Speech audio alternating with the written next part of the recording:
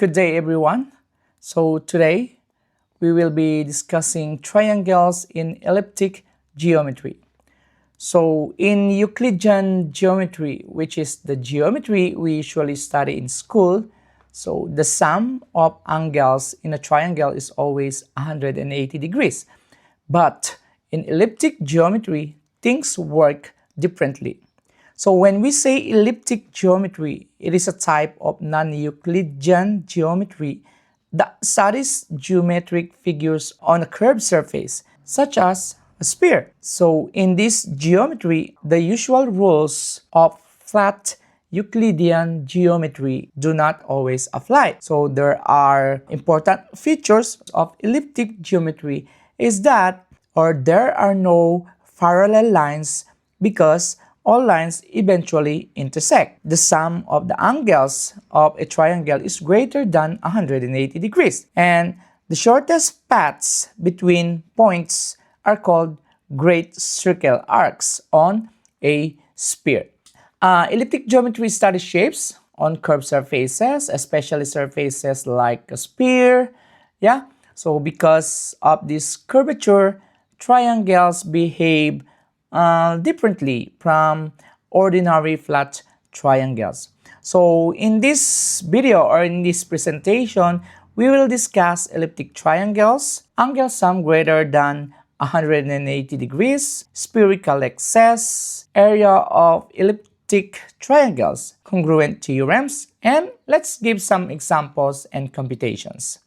So let's start with elliptic triangles. First, let us define what an elliptic triangle is. So, an elliptic triangle is formed on a curved surface, such as a sphere. The sides of the triangle are not straight lines in Euclidean sense. Instead, they are parts of great circles. So, a great circle is the largest possible circle on a sphere. For example, the equator of the Earth or the lines of longitude. So when three great circles arcs intersects, they form an elliptic triangle. So for us to understand the meaning of an elliptic triangle, let us try to draw it. So imagine you have a circle and we have a sphere. So let's create a sphere. Hopefully it will look like a sphere. Okay. And this will be your equator, right? So this will be the equator. Can say that this one is the equator. The red one is the equator. Now, let's say this is the North Pole.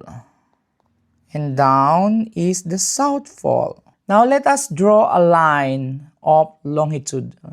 I'll make it green or different color. So this is something like that. All right. So the blue one is called the lines of longitude. Lines of longitude.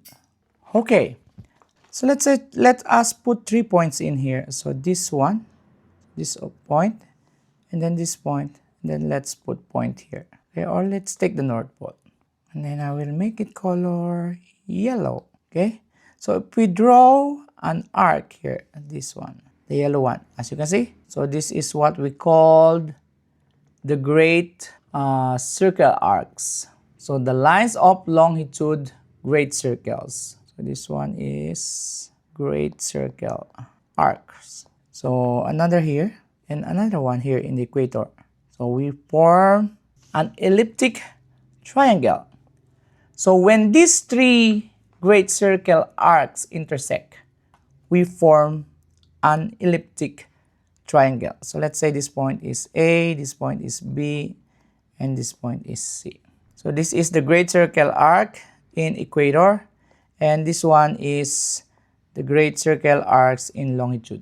Although this looks flat, imagine that the triangle lies on the surface of a sphere. That's how it looks, the triangle in an elliptic geometry. Okay, so now let us proceed with the angle sum greater than 180 degrees. So one important property of elliptic triangles is that the sum of the interior angles is always greater than 180 degrees. In Euclidean geometry, let's say angle A plus angle B plus angle C is equal to 180 degrees. That is in Euclidean geometry. But in elliptic geometry, angle A plus angle B plus angle C is more than 180 degrees. So this happens because the surface is curved. Let's have an example. So let's draw the Earth again. So let's have this, the elliptical or the equator. So let's say we have the point here from the North Pole and then point here from the equator. Another point from the equator. Then let's connect them. So start at the North Pole, go down to the equator. Then move 90 degrees along the equator. So here. Then return to the North Pole. Imagine that all angles are 90 degrees. So the total angle sum becomes, so 90 degrees plus 90 degrees plus 90 degrees is equal to 270 degrees. So this is impossible in flat geometry, but it is possible in elliptic geometry. So this time, let's discuss the spherical excess. So what does this mean? The amount by which the angle sum exceeds 180 degrees is called the spherical excess. So how will you get or solve, or how will you know the excess in the elliptical triangle? So the formula will be E is equal to A plus B plus C. So ABC pertaining to the angle minus 180 degrees, where E is the spherical excess. A, B, and C are the angles of the triangle. A, B, and C are the angles of the triangle. So let's say if a triangle has, angles 100 degrees, 50 degrees, and 60 degrees. So then the angle sum is 100 plus 50 plus 60 degrees is equal to 210 degrees. Therefore, the spherical excess is, so E is equal to 210 minus 180 degrees, that is equal to 30 degrees. So the spherical excess is 30 degrees. So next is the area of elliptic triangles. So in elliptic geometry, the area of a triangle depends on the spherical excess. So it means that the larger the spherical excess, the larger the area. So how will you calculate the area? So for the formula, for a sphere of radius r, let's say for a sphere of radius r, so we can say that area is equal to r squared times E. Okay, where r is the radius of a sphere and E is the spherical excess measured in radians. So this means that the area of a triangle is directly related to how much the angle sum exceeds 180 degrees. So in terms of congruence theorems in elliptical geometry are similar to those in Euclidean geometry. Triangles are congruent if they have equal corresponding sides. So we all know if we're going to draw it like, okay, let's say this one, then you have another one here. So equal corresponding sides. So this sides is equal to this sides. Yeah, this side is equal to this side, and then this side is equal to this side. So from the corresponding sides, in terms of corresponding angle, so this angle is corresponding to this angle. This angle is corresponding to this angle. And lastly, this angle is corresponding to this angle.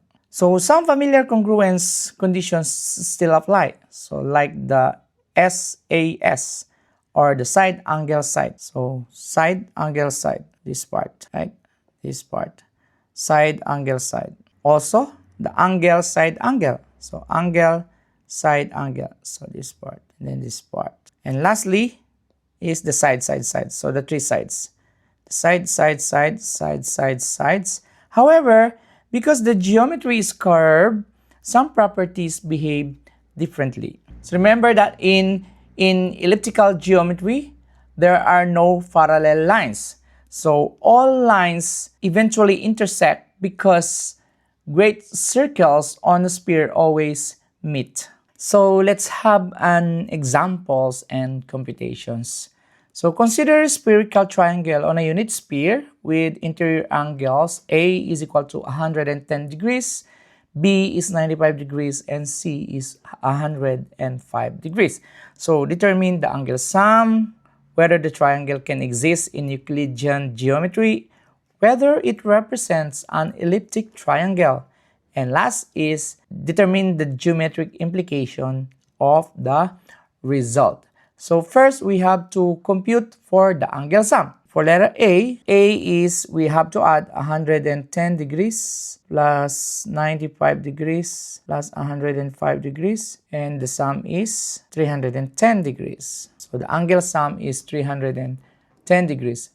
So for letter B, whether the triangle can exist in Euclidean geometry. So we all know that in Euclidean geometry, A plus B plus C is equal to 180 degrees. But if you compare from A, 310 is more than 180 degrees. Therefore, this triangle cannot exist on a flat plane. So it does not exist in Euclidean geometry.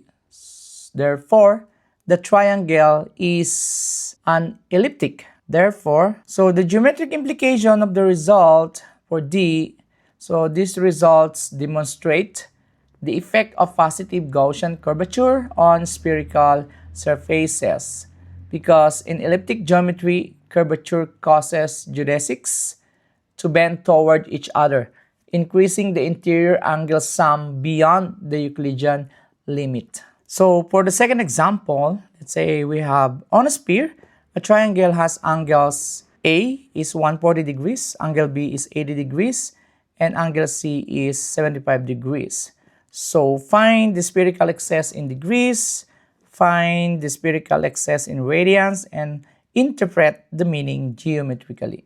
So first we have to calculate the angle sum of the given triangle. For the angle sum, that is equal to 140 degrees plus 80 degrees plus 75 degrees, that is equal to 295 degrees.